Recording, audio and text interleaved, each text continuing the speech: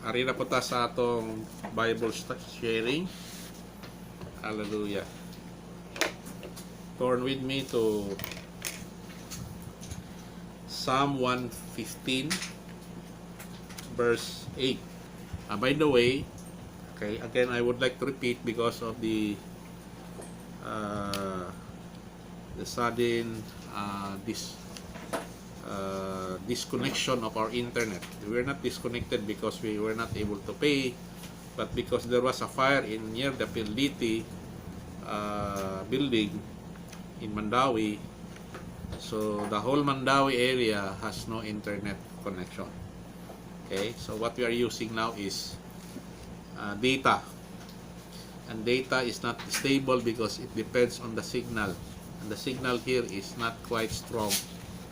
So cannot sustain the Facebook Live because it needs a strong signal to have a Facebook Live. Praise God. At any rate, I am recording this video to be uploaded later so that you can still hear and listen to the Bible study, the Word of God. And so let's continue our Bible sharing in Psalm 115 verse 8. Okay, it says there, those who make idols end up like them, so does everyone who trusts them. Father, in the name of Jesus, blessed be your name. Lord, bless that your word is anointed. Let the word I will share today be anointed as it is already anointed, and let the hearers of your word be anointed and receive revelation. In Jesus' name, amen. The title of our Bible sharing message is, when you make idols, you end up like them. Ang pasabot ani igsoon, kung magbuhat kuno kag mga idolo or mga something unsa na kana idol, unsa man na idolatry, idol, something imo bitawng gibutang sa pedestal over and above ni Lord, you become like them. So or I will rephrase the title into you become what you worship. Okay, you become like the one you worship. Okay, I think that's the right word. You become like the one you worship. Okay, if you worship the true living God, you become like God. But if you worship an idol, you become like an idol. Okay? Ato basahon isoon sa 115 verse 1. Yun, magsugod ta sa verse 1 to 8. Psalm 115 verse 1 to 8. Okay? Sugod lang tayo sa verse 4. Igsoon. Okay? Ibutang diha. But their idols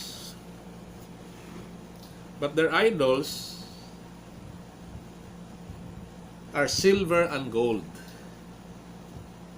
made by human hands. So many idol is on something that you put in a pedestal, something that you worship. Mo ni sabot sa idol. Okay? Musimba gali ka o something mas taas pa sa Ginoo, gibutang nimo taas sa Ginoo, that becomes idolatry. So dili lang kanang mga statue, pero appeal na ng anything binuhat sa tao. Okay? So kani siya diri isa silver and gold, made by human hands. Anything made by human hands, imo ganang i-worship, it becomes an idol. Okay? They have mouths, So kaning mga idol ko, no, they have mouth but cannot speak. So na ang mga idols kanang mga dibulto naa sila'y ba pero di sila kasulti. Naa ni sa Biblia iso na dili ni sa kuha gikan naa ni sa Biblia. Kay they have mouths but cannot speak, eyes but cannot see. Naa sila'y kanang mata pero di sila kakita. In verse 6, they have ears but cannot hear, noses but cannot smell. Inani sa Psalm 115 na verse 6, they have hands na ay kamot but cannot feel. They have feet but cannot walk. Okay? Because these are lifeless idol, nor can they utter a sound with their throats. Dili ni ka istorya. Okay? Kay lifeless man ang idol. Pero isoon natay Ginoo nga dili lifeless. Ang atong Ginoo buhi nga Dios. Okay? Those who make them, verse 8. Klaro kay ni sa isoon. Those who make them will be like them. So also those who will trust in them.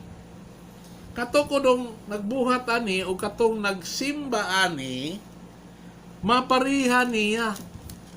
Okay? Ang kato pong ni salig aning idol kanang mga dibulto. Okay? Mapariha siya na ay ba pero dili kastorya, na ay mata pero di kakita, na ay dungan pero di kadungog. Sama ni ani igsoon mga katawhan naa sila'y mata pero di sila kakita kung unsay sakto kung magsimba nagali ka og mga Dios. Kay kaning pagsimba og mga Dios maka-warp ni sa atong kauli yung panguna-una. It can twist us. Okay? Now, kaning idol igsoon is not only about kanang dibulto. It's more than that.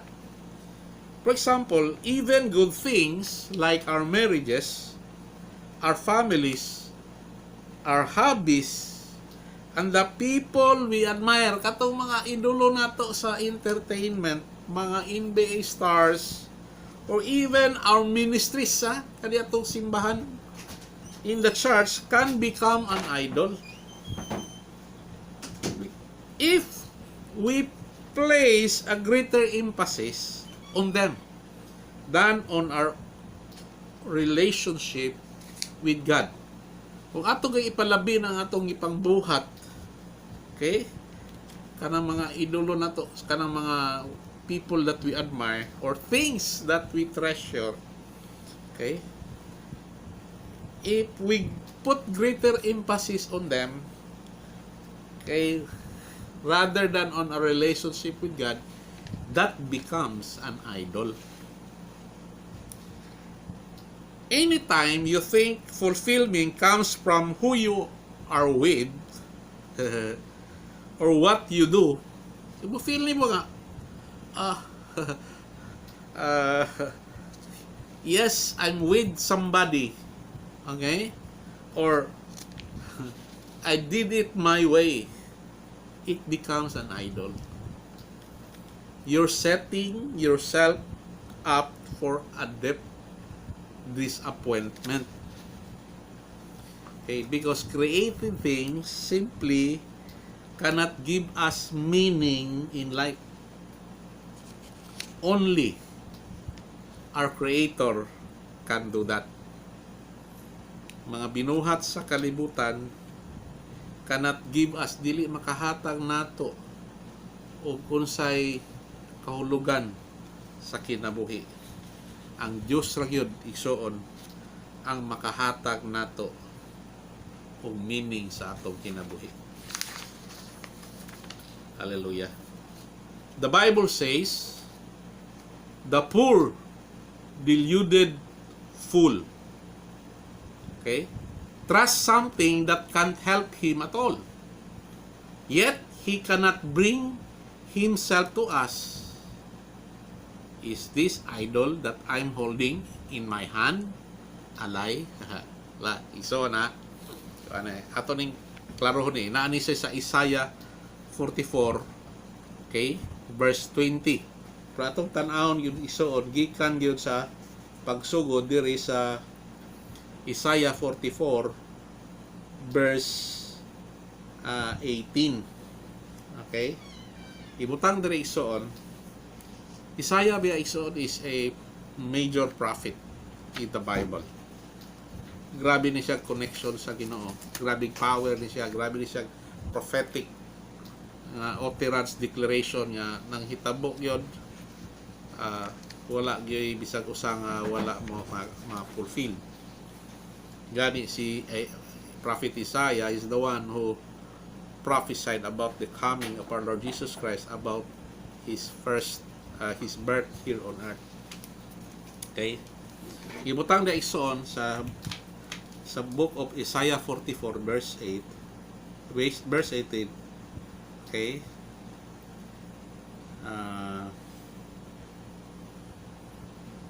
Hallelujah. Dili day sa verse 18 isoon kanang arita magsugod yun sa verse 9 di ay. Verse 9 ya mahuman sa verse 20. Okay? Ako lang basahon igsoon ha. Ya, from time to time akong i-explain ninyo. Okay? Ayaw mo kasuko kung maigo mo kay naa Biblia man gyud ni siya. Ablihi lang inyong alimpatakan, inyong panghuna-huna. Kay for how many years siguro karon lang ka makadungog ani. Okay? Verse 9 sa Isaiah 44. All who make idols are nothing, and the things they treasure are worthless. Okay? Those who would speak up for them are blind. Katukunong mag-represent nila mga buta ni sila. Dili niya kuha na ni sa Bible. And they are ignorant to their own shame. Okay? Katuning nagbuhat og mga idols. Ang nagbuhat og mga idols igsoon, dili Dios. Ang nagbuhat og idols, mga tao ra na sila. Okay. Those who would speak up for them are blind. They are ignorant to their own shame. Who shapes a god and cast an idol, which can profit nothing? People who do that will be put to shame. Kani kanang mga tawhana nga magbuhat og mga idol o mag-worship og mga idol, God will put them to shame. Okay? Ibutang dia, such craftsmen are only human being. Kaning kuno magbuhat og mga idol, kaning nagbuhat ani mga maayo ni sila mo kuan mga pangamot ba. Okay? They are only human beings. Okay? Let them come together and take their stand. They will be brought down to terror and shame. Okay? Mao ni siya.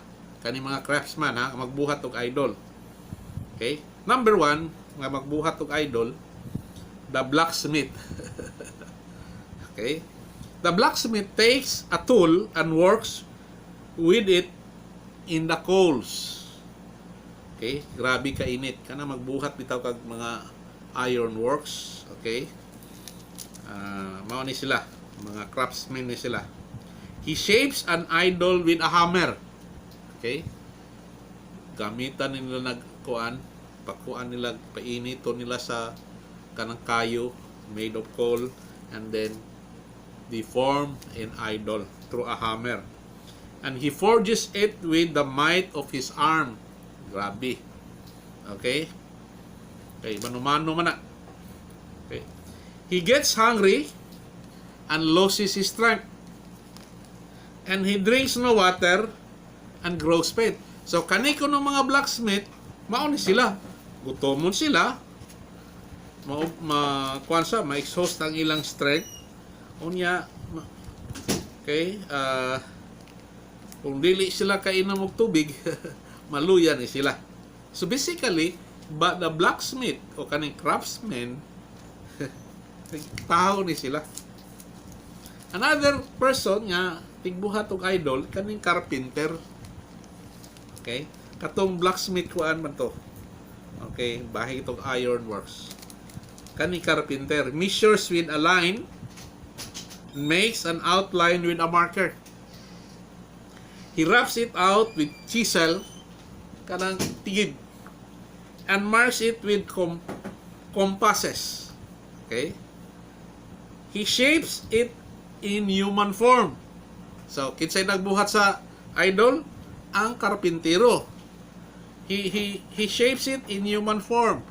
Nani sa Isaiah 44 ha? Verse 9 to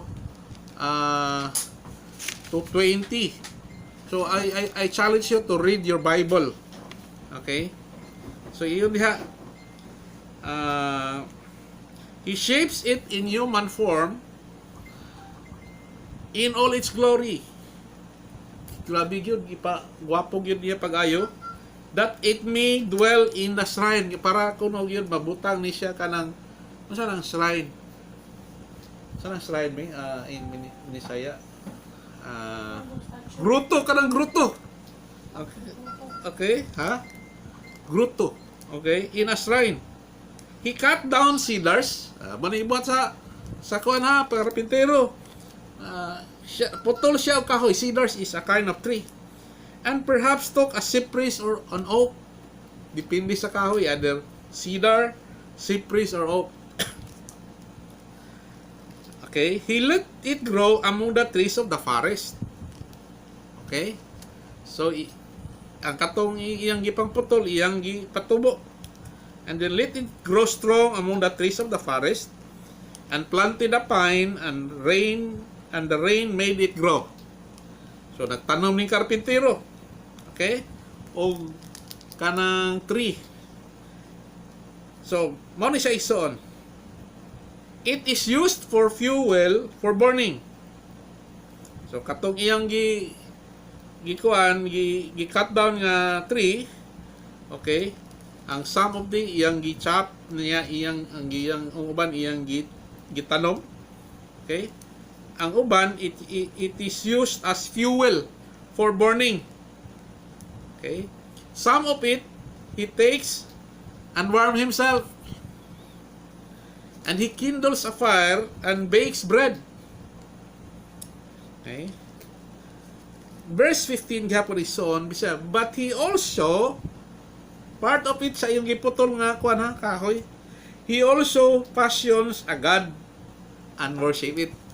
So katong karpintero nga nagputol og kahoy, ang uban iyang gitanom, ang uban iyang gisugnod, ang uban iyang gi-form as that forms human being. Okay? That nga iyang gikuan bag yun nga gi-fashion yun niya as Ginoo ba? And he worship it. Kani tawhana, siya nagbuhat o iyang gibuhat, iyang giampuan. He makes an idol and bows down to it.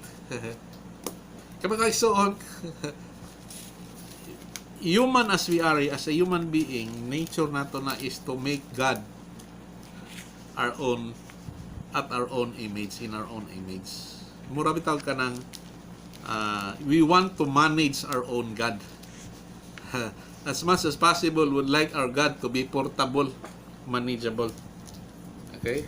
So, mao ni kasagaran ngano ang tao nga magbuhat siya idol. Hindi nga nang di mangyod siya gusto ana iyang natural sa buhi nga Dios. Okay? Half of the wood he burns in the fire. Over it he prepares his meal. and he roast his meat and eat his fill.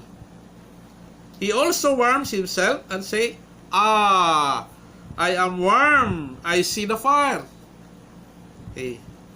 From the rest, mo na siya ison, he makes a god his idol. So katong uban iyang gisugnod, katong uban iyang ginauban, makes a fire, ang uban iyang gihimong god, and he worship it. Imagine ison, kanang idol imong binuhat sa tao o ikaw nagbuhat unya imong gi ampu-ampuan. He bows down to it and worship. He prays to it and says, he prays to it sa iyang gibuhat nga kuan, dibulto. He prays to it and says, "Save me, you are my God." Hello. Verse 18, "They know nothing, they understand nothing." Kani mga tawhana nga nag-worship of idol, they know nothing, they understand nothing. For them, really igsoon, kani siyang pagsimba og mga Diyos-Diyos. Okay? Wala gid sila kahibalo ani kasabot. They don't understand. They are spiritually dull. Okay? E nga naman isuon, di ba kakahuna-hunaan na? Ikaw nagbuhat, imo pang gisimba ang imong binuhat. Ibutan diya. They know nothing, they understand. Their eyes are plastered over so they cannot see. Yun sa Biblia, giplastira ng ilang mga mata para dili sila kakita. Dili sila kapag hinuklob nga kahoy imong giputol, ang uban imong sugnod, ang uban imong gibutas balay, ang uban imong gibuhat og dibulto, unya ang dibulto imong giampu-ampuan. Og imo pag yung gi-share sa uban para ang uban mo ampo. Hello. Okay? And he prays to it and says, "Save me, you are my God." They know nothing. Okay? They understand nothing. Ang ilang mind ani closed, so they cannot understand. Kaning magsimba tag mga Diyos-Diyos, simba ta og mga idols, it will result to spiritual dullness. Di ta kasabot. Para nato katong dibulto, estatwa, unsa pa na diha, ginuog yun na siya. Okay? No one stops to think. No one has the knowledge or understanding to say. Ningon rin si Isaiah nga, wala gyud bisag usa nila nga naghunauna. Wala gyud nagpangutana. Yun nga, half of it, I use it for fuel. I even bake and break bread over its coals. And roasted meat, and I ate. So, half of it ko no, gibuhat niya as sugnod. Okay? Shall I make a detestable thing from what is left? Ang nahuman, ang nabilin ko nung nga kahoy, gibuhat niya as God. Wa na gyud nakauna na ingon si propeta Isaiah nga uban imong gisugnod, imong gibutang sa imong gibuhat nimo parts sa imong balay, o ang iban ang imong giampo-ampuan nga imong gibuhat. Okay? Shall I bow down to a block of wood? Such a person, verse 20, so Isaiah 44. Such a person feeds on ashes, and deluded hearts misleads him. He cannot save himself, or say, okay? He cannot save himself. Okay? Or say, "Is not this thing in my right hand alive?" Gidhan niya ang Ginoo niya ang gibuhat gikan sa kahoy nga iyang giputol, ang uban iyang gisugnod, ang uban iyang gibuhat part sa iyang balay, ang uban iyang gihimo nga Ginoo. Dili siya kahuna-huna nga unsa man ni? Dili ba ni bakak? Hello. Think of it, igsoon. Ala, suway ko no. Di ka kahuna-huna. Ikaw mismo. Imo tanawon, ikaw mo'y magbuhat ka anang mga estatwa diha, kanang mga dibulto diha. Okay? Unya ang imong binuhat, imong ampu-ampuan. Iniingon sa Isaya, dili ba na siya bakak? Ingano wa manggyoy. Maka-realize ana nga bakak dayon na. Until manggod ingon si Ginoong Hesus, until a man is born again, he cannot see the kingdom of God. Until kuno ma-renewed ang iyang spirit to the kingdom of God, he cannot understand the things of God. Even kaning bahin aning mga worship of idols. Because para nila, kaning mga idols, Ginoo nila ni. Hello. Ibutang dia ison. We want to live in truth, in the truth of God's reality, not in the lie created by our own hand. These idols won't stop after they have disappointed us. Because kaning idols, they cannot answer prayer. Why? Idols are lifeless.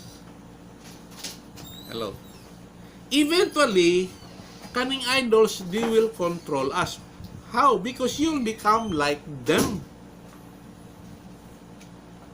Okay? On the other hand, if you value Jesus above all else, you become like Him. So, if putting something else first in our lives warps us, okay, why do we do it? Maka-warp man ko din siya ng warp. Kalabitang sakto ta nga form tungod kay sa wrong belief na warp na hinuon. Dili na in its original nature. Distorted ba? Hello? Distorted. Nabay Ginoo nga imong ipamaligya. Hello, is God for sale? Okay? Nga naman yun, magbuhat lang kitag idols. Okay? Because our nature, human nature na to, fallen nature na to. I will not blame my friend nga nakapaani. I'm praying for them nga ma-open ang ilang mind. By nature, magod, we want a God we can control. We want to be able to manage God. Kaya isoon, ang Ginoo man God, usa sa mga commandment ni Lord is to obey Him. If God is real, moingon yun ang Ginoo sa imong life, obey me. Pero if your God is not real, the tendency, ikaw mo'y magbuot sa imong Ginoo.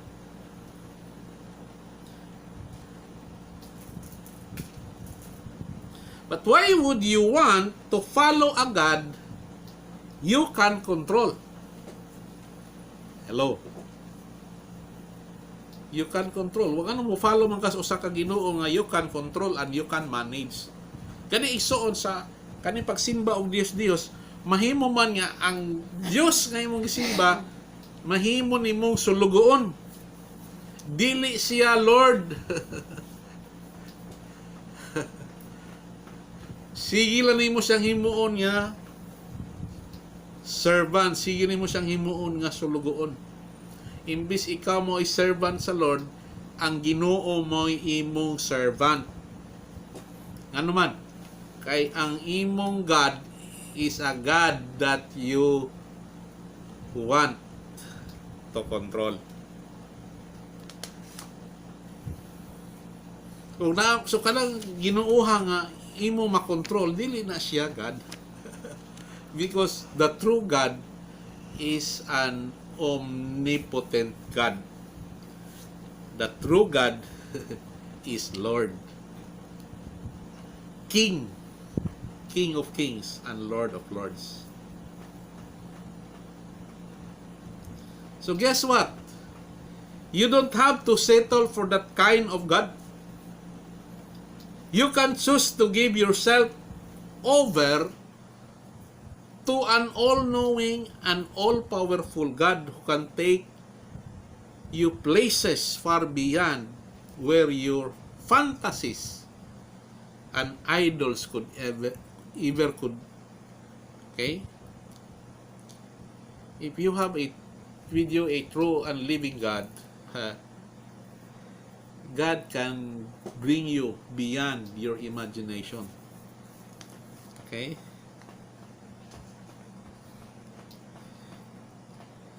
Praise God. Okay? Idols are nothing. As a matter of fact, so on idols, God hate idolatry. Kano mang masuko mang ginagino ang idolatry? Ang idolatry magudiksoon is like adultery. Basically, idolatry is a spiritual adultery. So, nang adultery. Kana bang nagluib ka sa imong loved one? Okay? Nagluib ka. Okay? Ang imong focus to wala na sa imong true love, tuwa na sa lain nga imong gi-idolize. Okay? God deserves to our worship, our true worship and devotion. And when you worship an idol who has no life, okay, God, the real God, is grieved. Masuko siya. Mag-grieve siya ba? Sana mag-uul siya. Unya, majilos siya. Sa Israel, igsoon, mga Israelites kaniadto, kaning idolatry, mao gyud pinakakasukan sa Ginoo nila. Ano man? Okay? Ang Israel man gyud igsoon is a nation nga gitagaan, giintrasad sa Ginoo as a symbol, as a nation that will be an example of worship unto the Lord. Gisangunan ni sila to lead in the worship of the real God. Pero ito po isoon, they did not follow the Lord. So every time gali mo serve sila og kanang mga Diyos-Diyos, ang ilang nasod panisan sa Ginoo. Panisan sa Ginoo. So mauna siya isuon ang epekto sa idolatry. Okay? And those who make an idol will become like the idol they worship or they make. Okay? Hallelujah.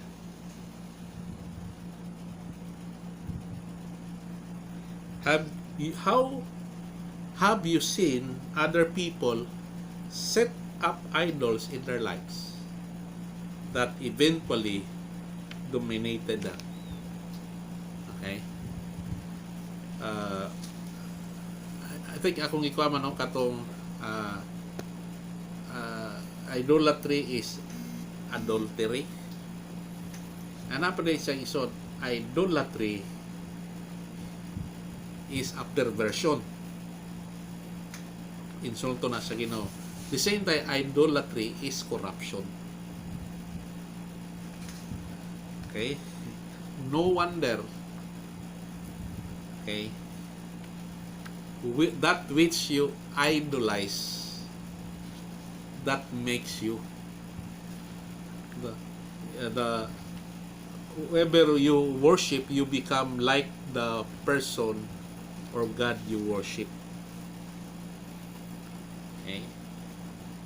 And that's the reason, one of the main reason, although we are the only Christian nation in the Far East, yet we are one of the most corrupt nation in the world. Why? Most of us worship idol. Hallelujah. You look at the corrupt people in the government. Okay? They are the product of idolatrous religion. Hello. Praise God. Hallelujah. And how can even a healthy things can become idols in our lives? Kung saan yung mga healthy things? Hindi malang good kuan kanang sana kanang mga estatwa, mga dibulto ang kaning idolatry, pati ning mga maayo nga mga butang. So anything man God goes between you and the real God. Okay? In between ana is called an idol.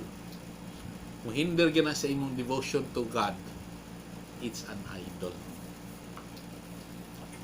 Things that you place over and above God is an idol. Hello. Okay? Like money can be your idol. Can be God. As a matter of fact, money is called Mammon. God of Mammon. Okay? Hallelujah.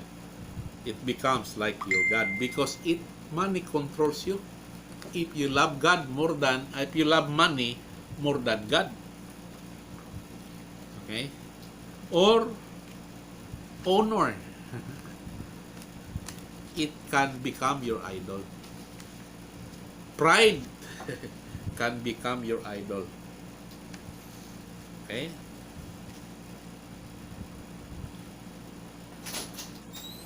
Does something currently in your life risk becoming an idol?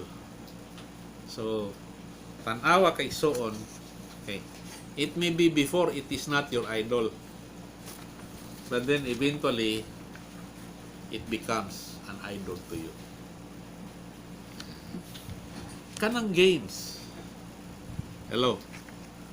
Computer games ba? It takes a lot of your time to spend it rather than spending time with God. Is an idolatry. Hello. Okay? Because you spend more time with these things rather than with God. Are you following me? Okay. Hallelujah. Things that controls you can be your idol. But the worst idol yun, mga isuon, is the idol of worship that which you worship. Okay? Praise the Lord. Hallelujah. Kinahanglan isuon on the basis sa Isaiah 44. Okay? Verse 20. Di ka ka-realize na kanang imong i-worship is a lie. Niyo sila, wala man mi mag-worship, ana. Uy, wala good. Kanang kapot ka, kanang panyo nimo na mo ipahin-pahin. Niya magsayo-sayo pa ka in tubangan, na magluluhod ka. It's a worship. Nag-venerate raman mi ana. Still a worship. Ngano mo hatag man kag offering. Hello. Nganang magdagkot man kag kandila. You know what is a symbol of candle? It's a sign of idolatrous worship. Are you following me? Wala ko mangigo ison. It so happen nga na form part ni siya sa materials nga akong gitamdan. Okay? And now is the time, okay, na magtanaw ko no ta. Okay? Kay kanimo kung idolatry, it gives us darkness. It blinds us to the real truth. Okay? That's why kinahanglan si Lord muna makasud sa atong life. Ma-renewed ang atong spirit nga na-lost back because of sin. Ma-renewed siya to the Spirit of God. Ma-renewed ta from above. Ma-born again ang atong spirit. Then we can understand these things. Hello. Hallelujah. Father, in the name of Jesus, I pray nga ang nakadungog karon ilang maablihan ang ilang kasing-kasing, ilang nahuna, bahin aning pagsimba o mga Diyos-Diyos. Lord, I pray nga they will not become like what they are worshiping. Okay? In the name of Jesus. Salamat, Lord. Hallelujah. Guide the people na na-listen karon. Guide them. Yes, Lord. And open their hearts and their spiritual mind. Give them the spirit of understanding. I pray and save them. I pray. In Jesus' name. Amen and amen. God bless you. Go with God because God goes with you.